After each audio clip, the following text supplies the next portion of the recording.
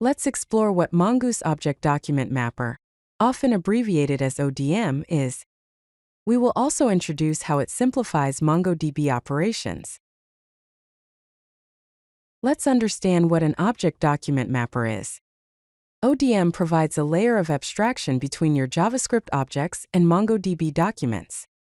This makes it easier to work with database operations. Object document mapping provides a structured way to interact with your MongoDB database, allowing you to work with JavaScript objects instead of raw database commands. Think of it as a translator which simplifies the way you manage your data. Let's delve into the advantages of using Mongoose. First is schema validation. Mongoose allows you to define a specific structure for your data, ensuring that it conforms to the rules you set before saving it to MongoDB. Second, built-in helpers. Mongoose comes equipped with simplified queries, middleware, and population methods. These tools make it easier to interact with your data, handle complex relationships, and manage your database efficiently.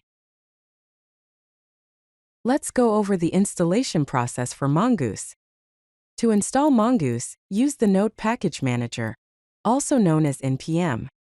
Open your terminal or command prompt and type the following command: npm install Mongoose. Press enter and npm will download and install Mongoose, along with its dependencies, into your project. Let's see how to establish a connection to MongoDB using Mongoose. First, require Mongoose.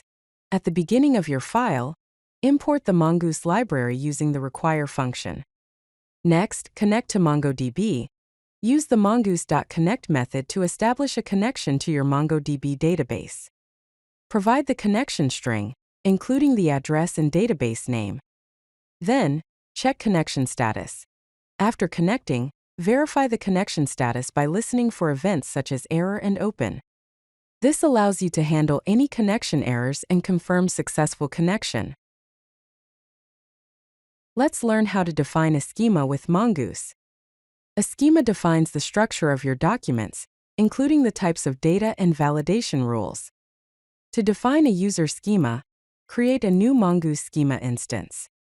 Define the fields for the user schema, specifying the data type for each field, such as string, number, or Boolean. You can also add validation rules such as required to ensure that certain fields are present.